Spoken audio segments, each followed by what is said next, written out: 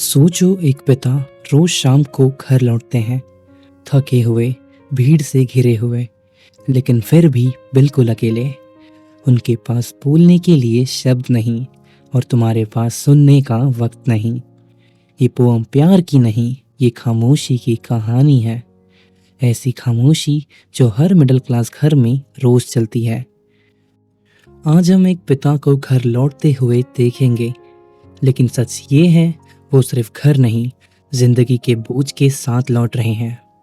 Father returning home एक ऐसी पिता की कहानी है जो रोज ट्रेन से घर आते हैं। कपड़े गीले हैं, बैग फटे हैं, आंखों में थकान है, लेकिन घर आने के बाद भी उन्हें प्यार नहीं मिलता। बच्चे उनसे बात नहीं करते और फिर वो चुपचाप सो जाते हैं बिना किसी शिकायत के। इस पोएम को लिखा है दिलीप छित्रे जी ने। दिलीप छित्रे सिर्फ पोएट नहीं थे, वो बाइलिंगुअल पोएट थे, यानी मराठी और इंग्लिश दोनों लैंग्वेज में लिखते थे। लेकिन बात सिर्फ पोइट्री तक लिमिटेड नहीं थी। वो एक पेंटर भी थे, एक फिल्म मेकर भी, एक ट्रांसलेटर और मैगजीन के लिए कॉलम भी लिखा करते थे। उन्होंने मराठी संत तुकाराम के अभंग को इंग्लिश में ट्रांसलेट किया था, जिसका नाम था सेज तुका, और इसे कंट्रीब्यूशन के लिए उन्हें साहित्य अकादमी अवार्ड मिला था। ये चीज़ याद रखना, एप्रिसिएशन में तुम लिख सकते हो। दिलीप छित्रे की पोएम में कुछ थीम बार बार आते हैं, जैसे एग्जाइल यानी अपनी जगह, अपने लोगों से दूर जाना, एलिनेशन भीड़ में रहकर भी अकेला होना, सेल्फ डिसइंटीग्रेशन यानी अंदर से धीरे धीरे टूटना, या फिर डेथ यानी कि सिर्फ शरीर की नहीं, इमोशन की मौत। ये पोएम उनके book travelling in the cage से ली गई है। ये पोएम दिखाती है कि कैसे एक फादर घर के लिए सब कुछ करते हैं पर घर में ही अकेले रह जाते हैं। अब चलिए इस फादर के साथ ट्रेन में बैठते हैं और एक एक लाइन के पीछे छुपे दर्द को समझते हैं। My father travel on the late evening train. यहाँ से कहानी का दर्द शुरू होता है। सोचो एक पिता पूरा दिन काम करते हैं और जब दुनिया आराम करने जाती है तब ये आदमी लेट इवनिंग ट्रेन में खड़ा है ताकि अपने घर पहुंच सके। Standing outside silent commuters in the yellow light, suburbs slide past his unseeing eyes. यहाँ कम्यूटर्स का मतलब है रोज ट्रैवल करने वाले लोग, और सबर्ब्स का मतलब है शहर के बाहर का एरिया जहाँ लोग रहते हैं मकानों में। तो यहाँ पोएट कहते हैं उस पिता के आसपास लोग खड़े हैं पर कोई अपना नहीं है। सब साइलेंट है, जैसे सबका दिल थक चुका हो। कोई बात नहीं करता, कोई मुस्कुराता नहीं, और ट्रेन की येलो लाइट पूरे सीन को और ज़्यादा थका हुआ बना देती है। येलो लाइट यहाँ सिर्फ कलर नहीं दिखाती, बल्कि ये बुझती हुई जिंदगी को दिखाती है। Suburbs slide past his unseeing eyes. Train चल रही है, बाहर का एरिया पीछे छूट रहा है, लेकिन फादर कुछ देख नहीं पा रहे। आंखें खुली हैं पर मन इतना थक चुका है कि रियलिटी दिखाई ही नहीं दे रही। ये लाइन बता रही है जब इंसान इमोशनली एग्जॉस्ट हो जाता है तो दुनिया सामने होते हुए भी नजर नहीं आती। His shirt and pants are soggy, and his black raincoat stained with mud, and his bag stuffed with books is falling apart. उनके कपड़े पूरे भीगे हुए हैं, बारिश से, पसीने से, स्ट्रगल से। उनका ब्लैक रेनकोट मड से स्टेन्ड है, यानी कीचड़ से भरा हुआ है, और उनका बैग बुक्स से भरा हुआ है, इतना पुराना कि फॉलिंग अपार्ट होने वाला है, यानी बैग फट रहा है। ये बैग सिर्फ बैग नहीं है, ये जिम्मेदारियों का बोझ है जो इस पिता को तोड़ रहा है। His eyes dimmed by age fade homeward through the humid monsoon night. उनकी आंखों की चमक चली गई है। एज और लाइफ के स्ट्रगल ने सब ले लिया। वो घर की तरफ बढ़ रहे हैं। बाहर मॉनसून नाइट है, गर्मी और चिपचिपापन है, पर अंदर थकान और उदासी छाई है। Now I can see him getting off the train like a word dropped from a long sentence. ये लाइन पोम की जान है, जहां पिता ट्रेन से उतरते हैं।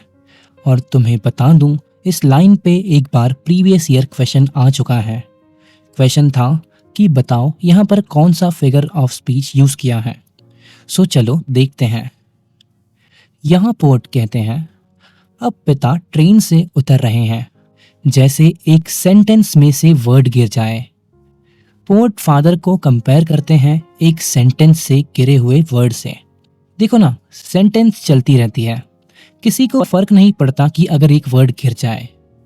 जैसे इस आदमी के होने या ना होने से दुनिया को कोई फर्क ही नहीं पड़ता। तो यहाँ पर फादर को कंपेयर किया है सेंटेंस में गिरे हुए वर्ड से, और यहाँ सिमिली पोएटिक डिवाइस का यूज किया है। अब आगे चलते हैं। He hurries across the length of grey platform, crosses the railway line, enters the lane. Train से उतरते ही पिता जल्दी जल्दी ग्रे प्लेटफॉर्म क्रॉस करते हैं। ग्रे यहाँ सिर्फ कलर नहीं, ये उनकी बोरिंग थकी हुई जिंदगी को दिखाता है। फिर वो रेलवे लाइन क्रॉस करते हैं, जैसे ऑफिस की दुनिया और घर के बीच की लकीर हो, और फाइनली अपनी छोटी सी लेन में एंटर कर जाते हैं, यानी घर की तरफ अब बढ़ने लगे हैं। His chappals are sticky with mud but he hurries onward.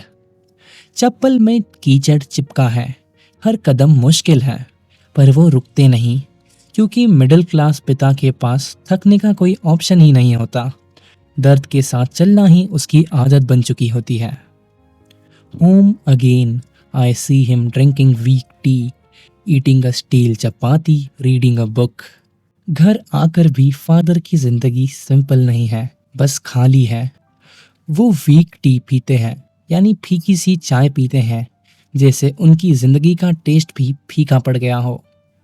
फिर स्टील चपाती खाते हैं, यानी बासी रोटी बिना स्वाद की, बिना प्यार की, और आखिर में बुक पढ़ने लगते हैं। लोगों से बात नहीं, बस खुद से ही बचने की कोशिश करते हैं। घर वापस तो आ गए, पर कहीं भी खुशी नहीं मिली। He goes into the toilet to contemplate man's estrangement from a man-made world. पिता टॉयलेट में जाते हैं, सिर्फ बाथरूम के लिए नहीं, सोचने के लिए। वहाँ वो कंटेम्पलेट करते हैं, यानी शांति में सोचते हैं कि इस मैन मेड वर्ल्ड में इंसान ही इंसान से दूर होता जा रहा है। मशीन, बिल्डिंग्स, रूटीन सब बन गए, पर अपनापन ही कहीं खो गया है। इसलिए वो चुपचाप अकेले बैठते हैं, क्योंकि दुनिया ने उन्हें अकेला कर दिया है। यहाँ एस्ट्रेंजमेंट का मतलब है अपनापन खत्म हो जाना। चलते हैं आगे। Coming out he trembles at the sink, the cold water running over his brown hands, a few droplets clinch to the greying hair on his wrist. Toilet से बाहर आते ही फादर सिंक पर कांप जाते हैं। ठंडा पानी उनके ब्राउन हाथों पर बह रहा है, जैसे जिंदगी की सारी ठंड एक साथ आ गई हो।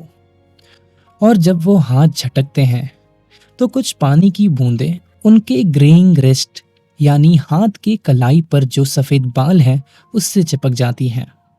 ये बूंद सिर्फ पानी नहीं है, ये उनकी बुझती हुई जिंदगी और आते हुए बुढ़ापे को दिखाती है। यहाँ ट्रेम्बल्स का मतलब था कांपना और क्लेंच का मतलब था चिपक जाना। His silent children have often refused to share jokes and secrets with him. Poet कहते हैं कि पिता के साइलेंट चिल्ड्रंस, यानी चिड़चिड़े, उदास और इमोशनली डिस्टिंक्ट बच्चे अक्सर अपने फादर के साथ जोक्स और सीक्रेट्स शेयर नहीं करते, यानी फादर से बातचीत ही ज़्यादा नहीं करते। इसका मतलब सिर्फ इतना नहीं कि बातचीत कम है, इसका मतलब है कि रिश्ते भी धीरे धीरे खामोश हो चुके हैं। ये पिता घर में होते हुए भी इमोशनली अकेले पड़ चुके हैं। He will now go to sleep, listening to the static on the radio, dreaming of his ancestor and grandchildren, thinking of nomads entering a subcontinent through a narrow pass. अब पिता सोने जाते हैं, रेडियो चलाते हैं, पर उसमें सिर्फ स्टैटिक नॉइज यानी बिना मतलब के ज़ करके आवाज़ आती है। इसी शोर को सुनते सुनते वो सपनों में खो जाते हैं। कभी अपने एंसेस्टर्स यानी अपने पूर्वजों के बारे में याद करते हैं, कभी अपने ग्रैंड चिल्ड्रन यानी आने वाली पीढ़ी के बारे में सोचते हैं, और फिर उनका दिमाग नोमैड्स पर चला जाता है, यानी वो लोग जो एक जगह से दूसरी जगह भटकते थे, जो एक नैरो पास यानी एक छोटे से रास्ते से इस सब कॉन्टिनेंट में आए थे, यानी भारत इंडिया के आसपास के इलाकों में आए थे। यानी ये पिता सिर्फ अपनी लाइफ नहीं, पूरी इंसानी हिस्ट्री और फ्यूचर के बारे में ही सोच रहे हैं, क्योंकि जब प्रेजेंट में ही सुकून नहीं मिला तो इंसान या तो पास्ट में जीता है या फ्यूचर में। अब यारो, इस पोम का तो अंत हो चुका है, पर सच ये है कि ये सिर्फ एक पोम का एंड नहीं है, ये बहुत से फादर की डेली लाइफ है। हो सकता है तुमने ये सब अपने घर में देखा हो, या शायद कभी नोटिस ही ना किया हो, क्योंकि हर घर की सिचुएशन अलग होती है। और याद रखना, बाहर से देखकर हम कभी किसी को जज नहीं कर सकते कि कोई इंसान किस तरीके से, किस फेज से गुजर रहा हो। अब MCQ का लिंक कमेंट सेक्शन में मिल जाएगा, अटेम्प्ट करो और अपने मार्क्स को कमेंट करना ज़रूर। और हाँ यार, सब्सक्राइब तो करो, लाइक करो। चलो चलो ठीक है, बाय बाय।